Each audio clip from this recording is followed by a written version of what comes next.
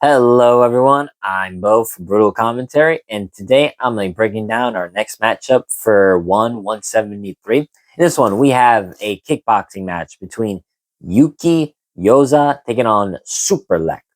Yuki is 21-2 as a professional, 5-0 in his last five fights. Meanwhile, Superlek is 139, 30, and 4 across both Muay Thai and kickboxing, 4-1 in his last five fights. So looking at this fight, it is it's quite a fascinating fight to break down as both Yuki and Superlek fight very similar as they are fighters who style are more based off their ability to set their tempo and then from there keep the fight under their terms. But they do so very differently.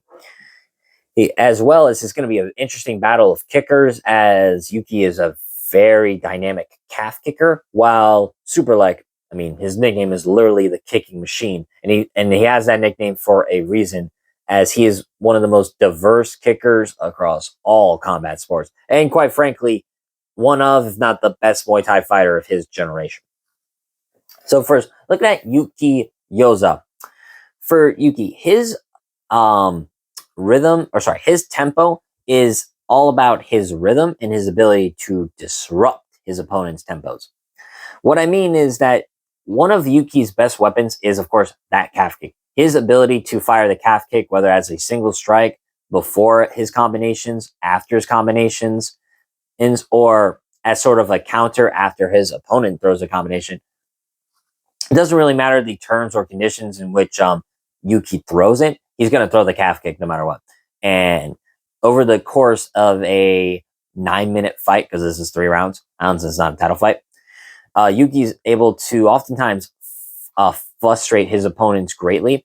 As the fight goes on with Yuki, you can see his opponents start to throw like jumping spinning kicks or lunging punches as the fight goes on. And oftentimes when a fighter does that without any proper setup, that's a clear tell sign that they are flustered, frustrated, and trying to desperately to get the fight back. Trying to find some way to steal the fight back. One thing Yuki does very well is he basically kind of starts his fights the same. He opens up the first minute or two of the first round with just his calf kicks. There are times where he'll open up with other kicks like to the body, but more times than not, it's strictly to the calf. And then as his opponents start to try and whether it's check the kick or throw in a boxing combination to make Yuki pay, then Yuki starts opening up with his own boxing combinations. And he's pretty good at that Japanese style of kickboxing where it's all his combinations from a boxing combination ending with a kick to his kicking to starting with a kick and then firing a boxing combination. All very fast and kind of a lightning quick punch, like dun, dun, dun. Just a high pace, high burst of speed in that second to throw a combination. Yuki also is pretty good defensively speaking as well. He's very good at keeping a high guard, letting his opponents fire off a combination, and immediately returning with a calf kick.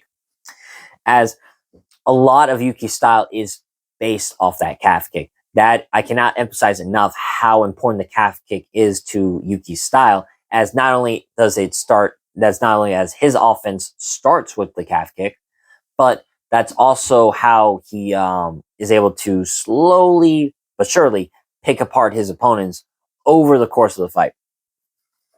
I'd say both him and Superlek they're not slow starters. I wouldn't say that, but I find that as the fight goes on, the fight is pulled further and further away from their opponents. For Yuki, as I said, it's the ability to frustrate his opponent, being able to disrupt his opponent's offense, and overall just be so persistent with that calf kick that his opponents oftentimes have trouble knowing what to do. Even when they start, say, checking it, Yuki will start just opening up body kicks and boxing combinations. And then once his opponents start having to respect Yuki's hands, it's right back to the well with those calf kicks.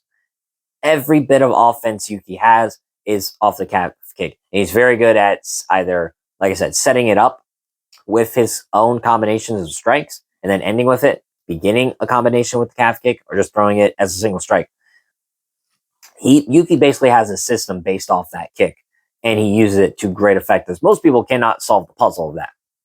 Now for Superlek, his rhythm, he's another fighter like Yuki, whose style mostly is off of his rhythm and tempo, but he does it very differently. For Superlek, his style would be defined by his patience and ability to set a fight under his conditions. Oftentimes or not, when Superlek is able to control the distance, control the timing, and control the pace of the fight, his opponents aren't beating him. Best example would be, say, his first fight with Anabi, which I had talked about in my previous video. Now, while Anabi just beat Superlek very soundly in their rematch, Superlek KO'd him in their first fight, and he was able to set set his own rhythm, his own timing, his own pace, etc. But I think the best Superlek performance, and one where you really see his style come together, was his fight with Takeru Segwa. Sorry, Segwa. Hey, the last name is spelled like Segawa, but Takeru is very easy to pronounce, so I'm just going to say Takeru. So, first of all, apologies for butchering that name. But you saw in Superlek's fight with Takeru that once that he was able to basically set the fight under his terms and conditions from the get-go, and from there, while Takeru had moments of offense, you could see Superlek was, like I said, very patient, very composed, never reactive, and overly, and basically overreacting. You never see Superlek kind of overreact to his opponents. Oftentimes, we're not even when his opponents have good moments of offense, Superlek's able to just stay, patient, composed, and slowly but surely build the fight back up and reset the fight to his conditions once again. And it's mostly off of his rear kick. I mean, like I said, Superlek's not called the kick machine for nothing. His ability to throw his leg kicks from a single strike, very devastating. You saw Takeru's leg look like ground beef. It looked like someone took the meat, a meat tenderizer, and just went ham on Takeru's leg. That's what it looked like by the end of that fight. I implore you to watch it and look at that leg. It was terrifying. It was terrible. Oh, sorry. It was terrifying to watch.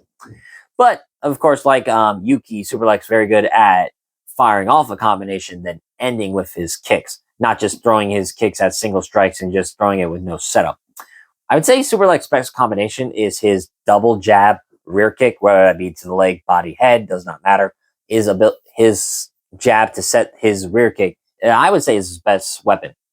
In fact, Superlek's diversity in kicks as well, and his ability to seamlessly blend it with his punches is great. There's one combination in particular where he fires a jab at Takeru, then a rear kick, fires a jab again, then a teep kick to Takeru's leg, forcing Takeru to stumble, and then a left straight. As just that seemingly seamless combination of different kicking techniques to disrupt the balance and of an advancing opponent is so marvelous to watch.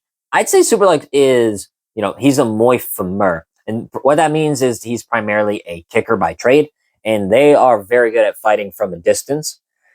But that being said, Superlek is no slouch when it comes to close quarters against, say, Muay Mat, like Ra-Tang, for example, as Superlek was able to fight Ra-Tang in close quarters under, the preferred range that Ra-Tang is best at. As Superlek has really good knees, especially his ability, like his jab, cross, same side knee, sort of that spear knee that Superlek's able to just launch from a good distance and a good amount of height, oftentimes aiming right at the chest or the breadbasket of his opponents. And you can see it, whatever knee Superlek throws, he always does it with the same side hand that he's just thrown. Like I said, jab, cross, then same side knee, so it'd be a rear knee. The best way I like to think of Superlek's style is, imagine there is a line in the sand. When Superlek has his foot over the line, he's setting up the fight under his terms and conditions. Like I said, his timing, his distance, his timing, his distance, and the pace that the fight is going under. The only way I find fighters are able to beat Superlek is if they're able to step over the line first and never let Superlek get close to the line. And even though, as a Muay Framer, Superlek is good off his back foot, even the best fighters who are good off the back foot and good with space will wilt under pressure eventually. That's kind of how Anoa'i was able to beat Superlek. Now, of course, that was also a combination of Anoa'i's physical gifts as a 6'4", 145-pound fighter. But he was able to set the fight under his terms right from the get-go and never really let Superlek take that step forward into over the line. Now, when these two meet in the middle, it is a battle of tempo. More specifically, who can set up their tempo first. Yuki's rhythm or Superlek's patience. And when it comes down to that, my biggest concern in this fight is how Superlek will perform after his fight with Anoa'i. Now, that was March, and he's had plenty of time to recover. But I'm wondering, was that just a bad night in the office for Superlek as he missed weight in that fight? He didn't really just look like himself, and he got thoroughly outclassed against an opponent he had knocked out before. Now, granted, Anoa'i clearly got better, and I do think, that is Anoa'i in of himself is going to be a generational talent. But yeah, I wonder if that's just a bad night at the office, or all the Muay Thai fights, starting to come back and all the wear and tear in his body. So, assuming, there's hindsight 2020, whatever. I think, if Superlek is healthy and firing on all cylinders, I'm going to favor him to win this fight. As while both Yuki and Superlek are very good as the fight progresses, I find Superlek is better at dictating the fight under his tempo and rhythm for longer durations. Not to mention, because they are both primarily kickers, I think Superlek has the better kicking defense and better kicking technique than Yuki. I think Yuki is going to have to hurt Superlek in this fight and possibly win via knockout, as I find if this fight goes long, I think Superlek is going to be able to win off of points and garner more, how do I want to say it, more damage, just rack up points via his volume and his shot selection. I also think Superlek is going to be the better boxer of the two, as I think his boxing combinations are a bit more fluid and more seamless with his kicks in comparison to Yuki, who, make no mistake, is very good, and his boxing and power is nothing to scoff at. But I think Superlek is just a bit better in terms of the boxing and his combinations. In terms of kicks, it's going to be quite interesting. I think they're actually roughly of the similar level. They just have different weapons when it comes to their kicks. Like I said, Yuki with his calf kicks, and Superlek with his leg kicks that aim more for the thigh than the knee or the calf. So I also think that's going to play an interesting role. But I think Superlek has the overall better defensive techniques to counteract the calf kicks. And honestly, I just think Superlek is going to control the fight sorry, let me rephrase it. I think Superlek is going to control the fight for longer portions of the fight and keep the fight under his tempo and the rhythm and for the longer duration as this fight goes on. So my official prediction, I'm going to go with Superlek, and I'm going to pick him via decision in this one. With that being said, that's been my breakdown of this fight. If you like the video, comment, and subscribe. Next up, we have Marat Grigorian.